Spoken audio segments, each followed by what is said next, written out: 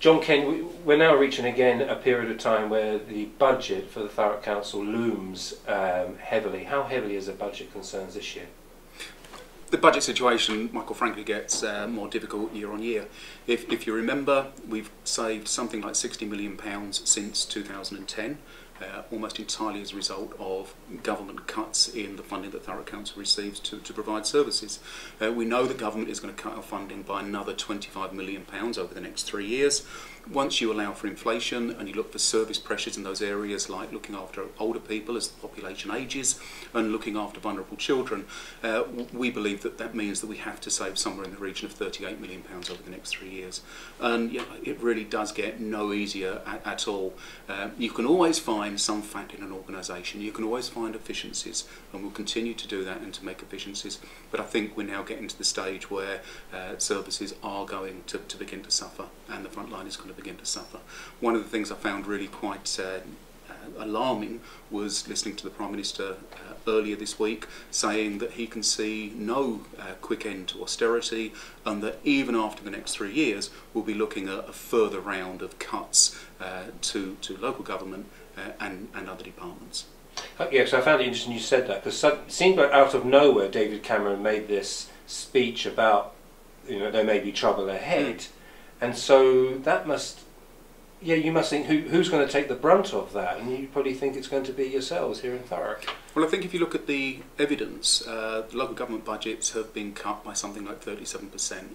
There is no other area of government that has been cut anywhere near as deeply as local government, and I don't see any possibility of the current government certainly changing that. I think they see local government as the most efficient arm of public services and the arm of public services that is best placed to withstand cuts. That's been okay up until now, but if you look at the report that was brought out earlier this week that demonstrated that 37% cut and said that almost half of those authorities that are responsible for education and social care aren't going to be able to withstand the next 3 years' worth of cuts. There must come a point where I think I might have asked this question either yourself or Graham Farrant last year, at that point we say we can't function anymore. Is there a sort of doomsday scenario that you have to deal with?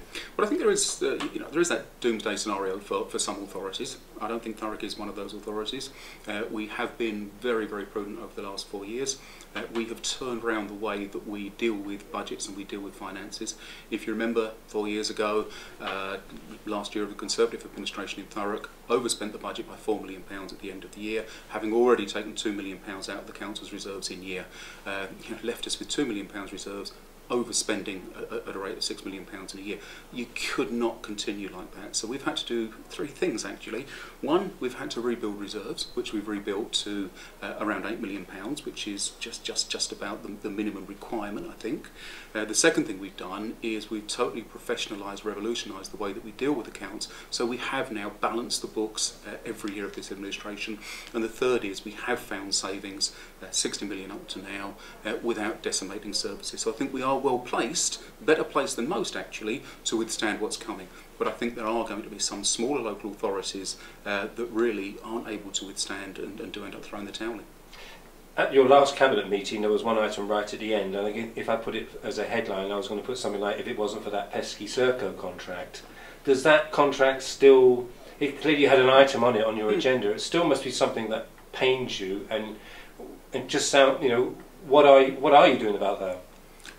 Well, the Serco contract, that is the contract, the private sector provider that provides most of the council's back office services, was something that was entered into in 2004, signed up to for 15 years. I have to say it's not a contract that I would have recommended, not a contract that I would have entered into, but we are where we are with it.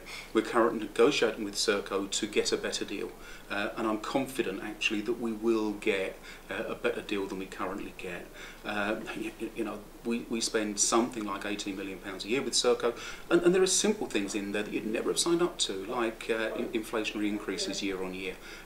You just wouldn't allow that to happen in this day and age. But we are where we are, we've got to deal with it. We dealt with the Morrison contract that we inherited, that wasn't fit for purpose and was meaning that our housing stock was just not getting the care and attention that existed in our highways. So you had this kind of bizarre purchaser-provider split that was just eating money. we've dealt with those two, and I'm confident that we'll deal with Serco too. Dartford Crossing? Well, Dartford Crossing, we're no nearer to a decision. Being kicked into the long grass, so decision sometime after the election, so I think at the minimum this time next year. Glad to see that free flow tolling will be implemented within the next couple of weeks. Disappointed though that in order to make free flow tolling work, we will have the bridge closed for a night, we'll have lanes closed, we'll have tunnels closed for times. And then as you go from Kent into Essex, so that they can do some of the remodelling of the road that they need to do, and to actually knock the toll booths down, we're going to have 6 months of delay and 6 months of a 20-mile-an-hour speed limit. So we get the price increase to £2.50 immediately. I don't think we'll see the real benefits of it for some 6 months. It's very sad to see the passing of Andy Smith. It's very sad to see the passing of Maggie O'Keefe-Ray. But on a separate issue, with two by-elections like that, one we've had, one we're about to have, does that stop democracy at all, or do the wheels of the council still keep turning?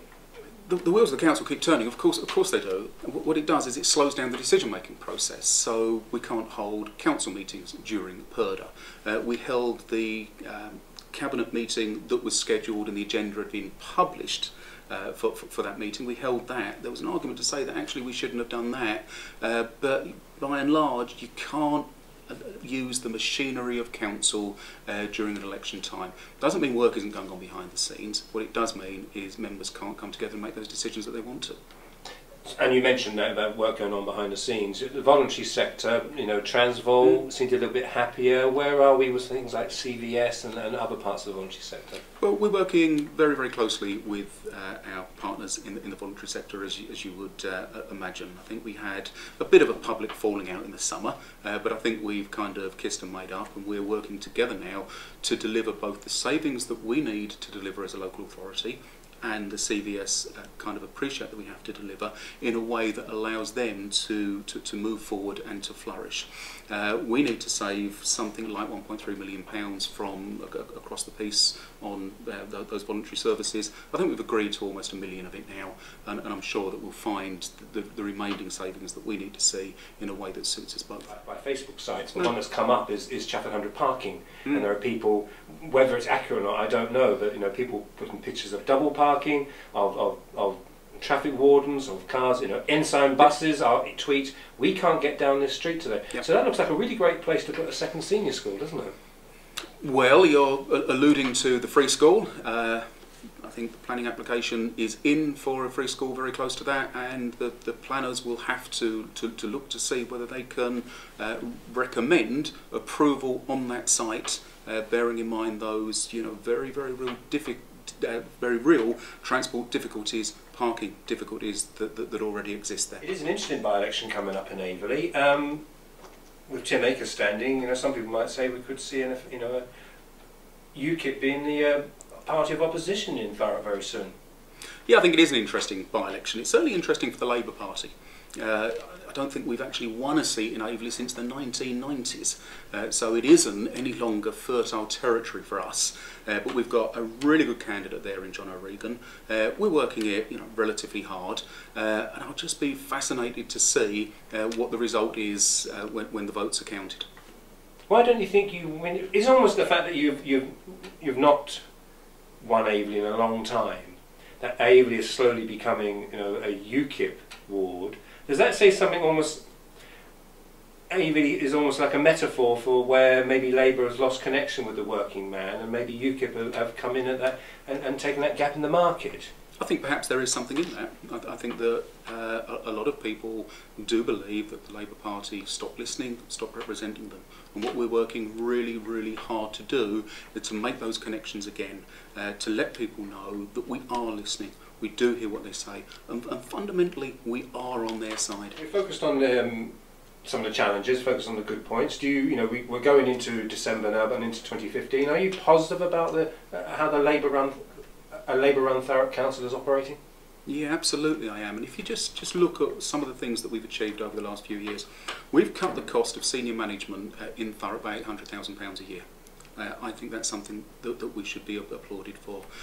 We are building something like 200 new homes a year. That's the council directly building these homes. Some of them will be council homes, others will be homes for sale or other rent. We've also changed the way that housing is allocated in Thurrock. That means that if you haven't lived here for 5 years, then you're not entitled to go on the housing register to get a council home. There are some exceptions, for instance, returning service personnel, but as a general rule, 5 years is the minimum. I think they're things that we should be rightly proud of, as well as just doing the basics like balancing the books, restoring the reserves, making sensible savings and delivering better, improved schools.